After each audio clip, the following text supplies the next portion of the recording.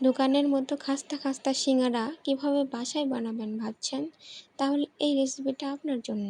প্রথমে সিঙ্গারার ভেতরের যে পুরটা আছে সেটা আমি রেডি করে নিব। তো এর জন্য আলু কিউব করে কেটে নিয়েছি। আলুর পুরের জন্য আমি কিছু বাদাম ভেজে নিচ্ছি। বাদাম ভেজে নেওয়া হয়ে গিয়েছে, এখন আমি উঠাই নিচ্ছি। বাদামের গায়ে যখন এরকম ফেটে ফেটে আসবে তখন উঠাই নিতে হবে। এখানে সামান্য কিছু তেল গরম করতে দিয়ে দিলাম।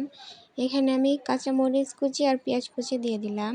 পেঁয়াজ আর কাঁচামরিচ আমি ব্রাউন কালার করে ভেজে নিয়েছি। এখানে আমি 1 চামচ পাঁচফোড়ন দিয়ে দিলাম। এবার এগুলোকে ভালোভাবে নাড়াচাড়া করে মিশিয়ে নিচ্ছি। পাঁচফোড়ন দিয়ে আমি 2 মিনিট ভেজে নিয়েছি। এবার এখানে আলুগুলো দিয়ে দিব। এখন ভালোভাবে নাড়াচাড়া করে মিশিয়ে নিলাম।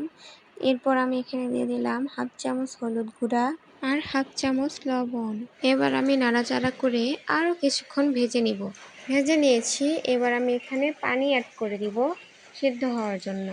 এবার ঢাকনা দিয়ে ঢেকে 10 মিনিট রান্না করে নেব। আলু এখানে সিদ্ধ হতে থাক, আমি একটা বাটিতে কিছু আটা নিয়েছি। এটা দিয়ে একটা ডো তৈরি করব। এখানে আমি 3 কাপ পরিমাণ আটা নিয়েছি। এখানে 1 চামচ লবণ, এখানে সামান্য কিছু কালি জিরা দিয়ে দিলাম। এবার শুকনো উপকরণগুলো ভালোভাবে নাড়াচাড়া করে মিশিয়ে নিতে হবে। এবার এখানে আমি 3 চামচ তেল অ্যাড করে দিব। সিঙ্গারার ডোর মধ্যে তেলের পরিমাণটা একটু বেশিই দিতে হয়, এতে করে ক্রিস্পি হয় এবং খাস্তা হয়। এবার ভালোভাবে মিশিয়ে নিতে হবে। যখন দেখবেন যে এরকম দলা পাকানো যাচ্ছে তখন এখানে পানি অ্যাড করে দিতে হবে। 3 কাপ আটার মধ্যে আমার এখানে 1 কাপ পরিমাণ পানি লেগেছে। এখন হাত দিয়ে ভালোভাবে মেখে একটা সফট ডো তৈরি করে নিব। এবার আধা ঘন্টার জন্য তেল ব্রাশ করে রেখে দিচ্ছি। আলুর পানি টেনে আসছে, এখন নাড়াচাড়া করে আরও 5 মিনিট ভেজে নিব। এবার এর মধ্যে আমি ভেজে রাখা বাদামগুলো অ্যাড করে দিলাম।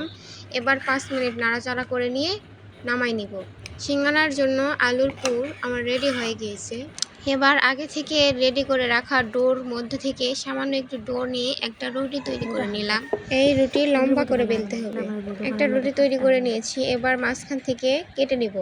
এভাবে মাঝখান থেকে কেটে 2টা ভাগে ভাগ করে নিয়ে এবার এখান থেকে একটা ভাগ নিয়ে আমি হাতের সাহায্যে সিঙ্গারার ভাঁজ দিয়ে দিব। সিঙ্গারার ভাঁজ দিতে আমরা কম বেশি সবাই পারি। এবারে এর মধ্যে আমি পুর ভরে নিব। এবারে সামান্য একটু পানি নিয়ে 2টা মাথা এক করে দিব। আপনারা ভালোভাবে লক্ষ্য করুন, তাহলে বুঝতে পারবেন যে কিভাবে ভাঁজ দিলাম। এভাবে একইভাবে আমি বাকি সিঙ্গারাগুলো বানিয়ে নিব। সবগুলো সিঙ্গারা আমি বানিয়ে নিয়েছি। এবার ভাজার পালা।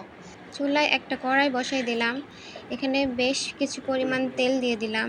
সিঙ্গারা ভাজার জন্য তেলের পরিমাণটা একটু বেশিই লাগবে। এবার একটা একটা করে সিঙ্গারাগুলো তেলের মধ্যে ছেড়ে দিব।